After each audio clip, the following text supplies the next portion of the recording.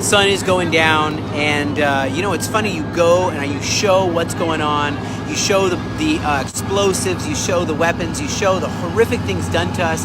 You show the tunnels right inside hospitals, right inside kindergartens, and I've found some of those.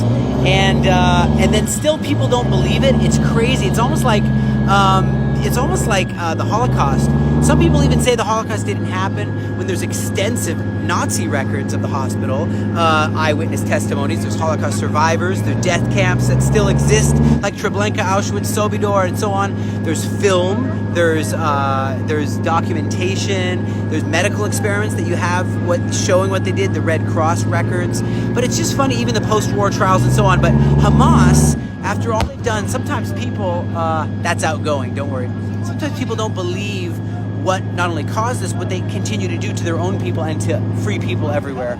They're a terrorist organization, registered as a terrorist organization in countries like Israel, United States, European Union, and a lot of other places. And they use violence, suicide bombings, and, I want to just quickly say, it's the 8th night of Hanukkah tonight. We're about to light candles together here from the front, and but here's the thing is the Hamas in year 2000, my own mother, she was going to take a bus to work, and in year 2000, I made Aliyah, immigration to Israel, 25 years ago almost, and in the year 2000 she was on her way to work. We separated. We had a sandwich. I took a bus. She was supposed to take the 4 bus. And so what happens is I'm going down. We're driving for a while, and then I hear a very loud explosion in Tel Aviv, big city.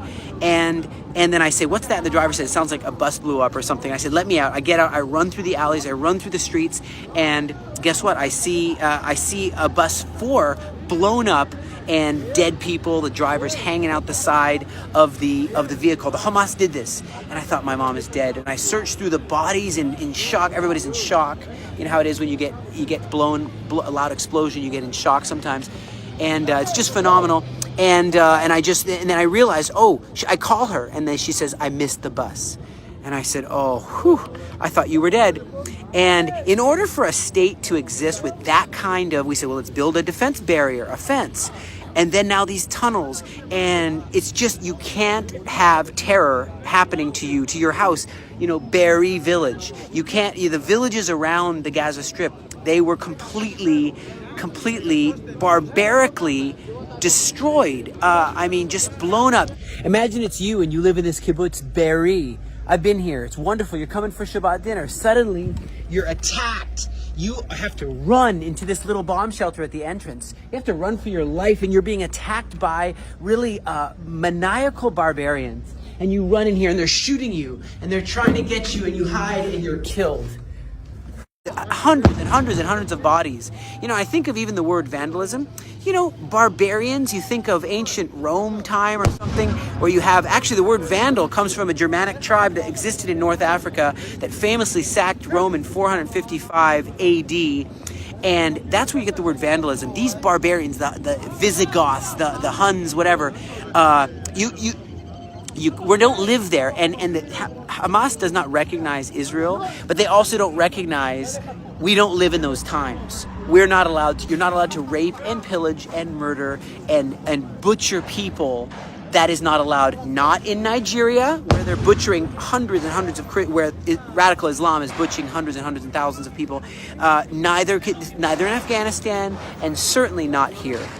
So we're putting an end to that. Even in Jenin, it's the 3rd day in a row now, and we're taking on these terrorists in Jenin, and Yalom is part of it as well. Palestinians killed in the activity rose to 11 or so, and going into this Jenin camp, 10 terrorists killed, 13 terrorists wounded, 500 arrested, and also in the Gaza Strip. We're starting to do some arrests, which is new because they were running away before, and now they're staying and surrendering.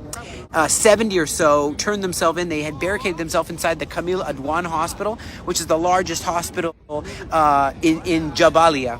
And so what it is I realize that light is winning over darkness, and we just have to see this through. We got to stand up for what's right. We got to put our foot down on terror. And like the Maccabees, you know, it's the last night, the 8th night. So first Maccabees, book of Maccabees, chapter 4, verse 59. Then Judah and his brothers and all the assembly of Israel determined that every year at this season, the days of dedication, Hanukkah, dedication of the altar, should be observed with gladness and joy for 8 nights, beginning with the 25th day of Kislev.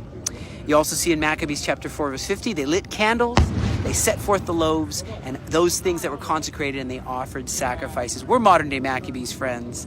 We are standing up for what's right. And won't you give a sacrifice yourself, a sacrifice of praise to God for all his goodness, for victory in the camps of the righteous? And think, 6 days God created the world. On the 7th day he rested, right?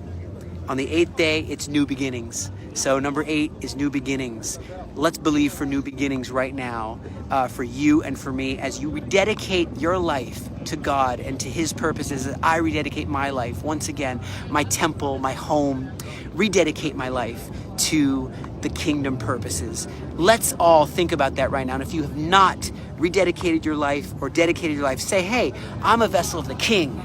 I am a vessel of righteousness.